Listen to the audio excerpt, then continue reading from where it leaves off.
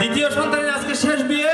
আপনারা সবাই কেউ কোনো অসম্মান করবেন না এবং কেউ কোনো লজ্জাবোধ করবেন না।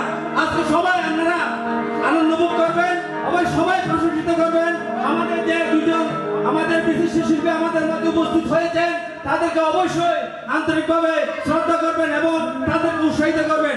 আমি সবার কাছে বিনীতভাবে অনুরোধ করছি আপনারা সবাই আজকের দিনের জন্য কিছু করার জন্য আনন্দ উপভোগ করার জন্য আজকের এই মাঙ্গলিক অনুষ্ঠানকে সাফল্যমণ্ডিত করার জন্য আমি বিনীতভাবে আহ্বান করছি, অনুরোধ করছি। সবাইকে ধন্যবাদ।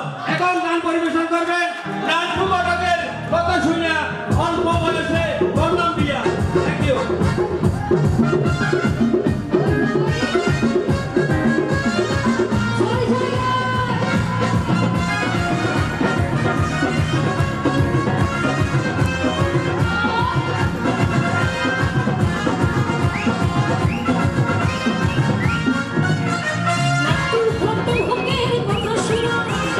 অল্প